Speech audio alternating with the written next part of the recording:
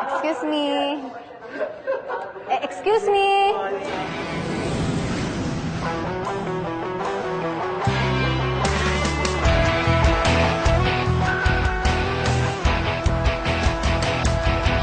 Dito ba yung section E?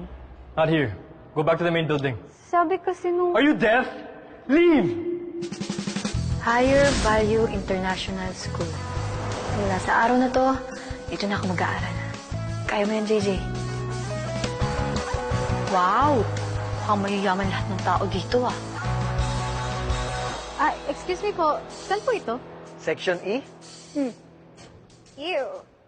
Ano naman kung section E ako? Wala naman siguro masama maging section E.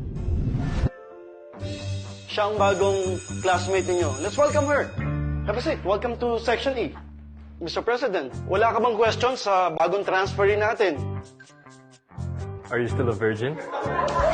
Ikaw, kailan ka mawawala sa mundo? Bakit di ka mauna? Because I'm the one who's gonna make you disappear from this world. Kuya, may alam ka ba tungkol sa Section E? Wala naman talagang section E nun. Nagkakaroon lang pag may mga students na nagkakaroon ng kaso. Mga pasaway. 3, 2, 1!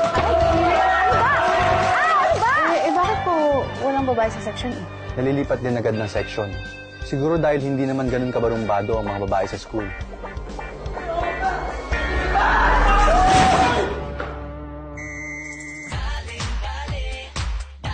JJ, huh? She's getting on my nerves. She needs to drop out or transfer. I don't care. I want her out. Let's see if you can catch this!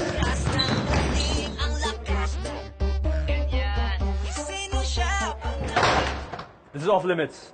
Ano meron dyan? May tinatago ka, no? Either you shut up, or I'll make you shut up.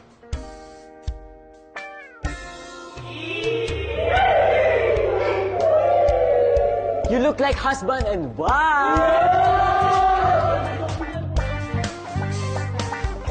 I'll make her fall for me, and then I'll break her heart.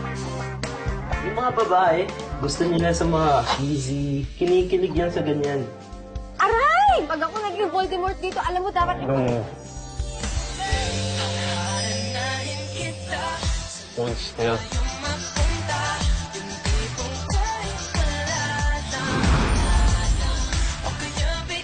Maging knight in shining armor ka. O kaya gamitan mo ng push and pull method. Minsan, magiging sweet ka, tapos biglang wala kang interest. I swear, hanap-hanapin yan.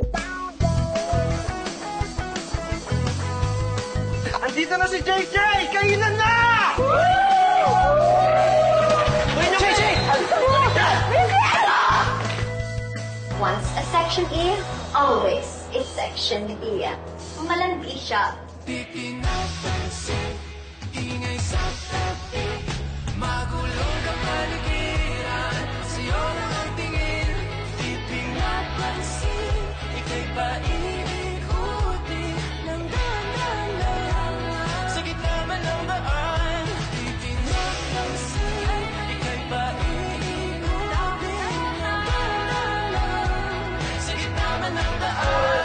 Hoy, ba't dito kayo nagbibihis? Nadis ko ang dadag yan! Ang dadagyat nga!